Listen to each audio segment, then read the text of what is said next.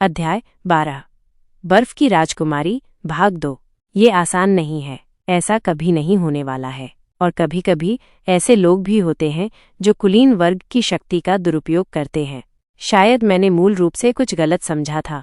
मुझे यकीन है कि रीना दूसरों के प्रति ठंडी और सख्त थी, लेकिन इसका मतलब ये नहीं है कि वो ठंडे खून वाली थी।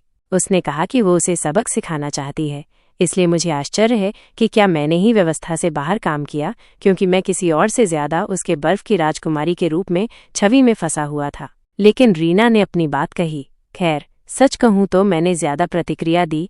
उसने एक आकस्मिक स्वर में कहा। मुझे उस समय सदमा लगा, क्योंकि उसने जिस हिस्से पर मारा वो आपकी दाहिनी छाती थी। उसके शब्दों के बावजूद वो अपना होंठ काट रही थी। उसका चेहरा व्याकुल था। क्या ऐसा है? मुझे कोई अंदाजा नहीं था। मैंने कुछ भी न जानने का नाटक करते हुए और अपना सिर घुमाते हुए जवाब दिया। मुझे खुशी है, उसने धीरे से कहा। उसके बाद हमने बातचीत की, दोपहर का भोजन समाप्त किया और अलग हो गए।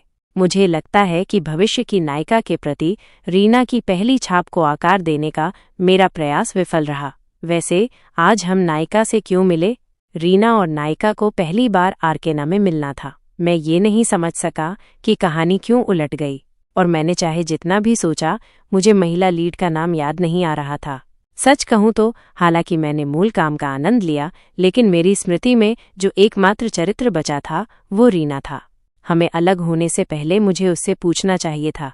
मैं उसे कुछ समय के लिए नहीं देख पाऊंगा। हाँ, मैंने अपनी पूरी ताकत से अपनी तलवार घुमाई। ये रूपांतरण का एक झटका था, एक चाल इतनी तेज कि एक साधारण आदमी को ये एहसास हुए बिना काट दिया जाता कि क्या हुआ था। लेकिन मेरे पिता ने सिर्फ एक हल्के मोड़ से मेरी तलवार को रोक दिया। जब कोने में हो तो रूपांतरण का झटका ज्वार को मोड़ने का एक अचूक कदम था। दूसरे शब्दों में, यदि आप चूक जाते हैं तो खतरे में खुद आप होते हैं। ये नरम है, मेरे पिता ने भौंकते हुए कहा। उनकी पसंदीदा तलवार ने एक पल में 5 लाइनें खींची। केउग। मैं पहले 4 हमलों को रोकने में कामयाब रहा, लेकिन 5वें हमले पर मेरा बचाव टूट गया। उग। मेरे बाएं हिस्से से खून बह रहा था। मैंने खून बहना रोकने के लिए जल्दी से अपना मन लगाया। ध्यान केंद्रित करो, आईके। मेरे पिता प्रशिक्षण के दौरान शायद ही कभी पीछे हटते थे। बेशक उन्होंने कभी भी जानलेवा चोटें नहीं पहुंचाई, लेकिन उन्होंने मुझे काटने में भी संकोच नहीं किया। यहाँ तक कि स्पैरिंग के बाद डॉक्टर से तुरंत इलाज कराना मना था। मुझे शाम तक प्राथमिक चिकित्सा पर निर्भर रहना पड़ा। हा, यह देखते हुए आज विशेष रूप से कठोर था। मेरे शरीर पर हर जगह कटों से पहले से ही भारी खून बह रहा था। मैं जो कुछ भी कर सकता था वो बुनियादी प्राथमिक चिकित्सा करना था, जिससे घाव पूरी तरह से ठीक नहीं हुए। जरा सी भी हरकत से खून फिर से रिसने लगता था। दुश्मन के विरोधी आप पर आसान नहीं होंगे, क्योंकि आप घायल हैं। केउग। इससे पहले कि मैं प्रतिक्रिया कर पाता, मेरे पिता मेरे दाहिने ओर चले गए और बेरहमी से प्रहार किया। अगर मैं उस विभाजित पल में पीछे नहीं हटता तो प्रहार घातक होता। आज मेरे पिता के बारे में कुछ अजीब था।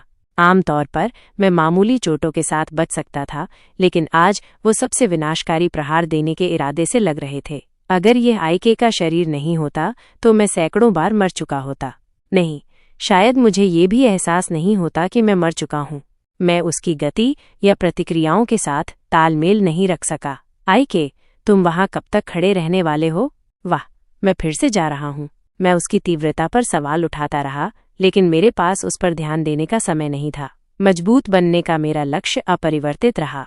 ऐसा लग रहा था कि मैंने गेंद पर देखी गई गति का लगभग 10% ही पकड़ा है। फिर भी मेरे पिता के साथ स्पैरिंग निस्संदेह मददगार थी।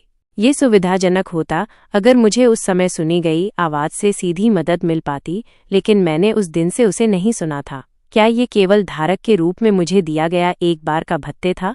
आवाज भावनाओं से भरी हुई थी, लेकिन अब वो चली गई थी। वो लापरवाह है। केवल प्रतिद्वंद्वी के महत्वपूर्ण अंगों को निशाना बनाना एक अच्छा हमला नहीं है। आज तक मैंने अपने पिता के साथ अनगिनत स्पैरिंग मैच खेले थे। ऐसे समय भी आए थे जब मैंने कुछ प्रभावी हिट किए थे, लेकिन आज अलग था। आज मेरे पिता ने जरा भी अपराध की अनुमति नहीं दी। ये पूरी तरह से एक तरफा मैच था। जैसे ही मुझे लगा कि मुझे मौका मिला है, मेरे पिता ने अपनी तलवार को मिड थ्रस्ट में छोड़ दिया। ज़ेनन चैनिंग।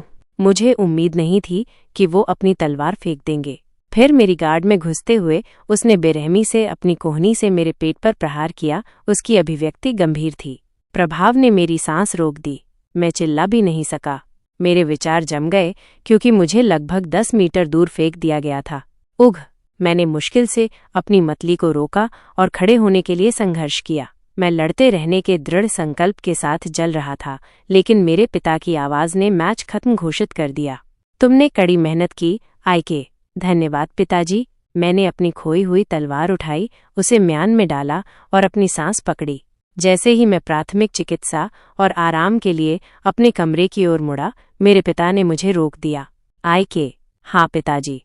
अंत में ये पहली उपस्थिति का समय है। हाँ, हम अगले गुरुवार को डची ऑफ रोजेलिया जा रहे होंगे।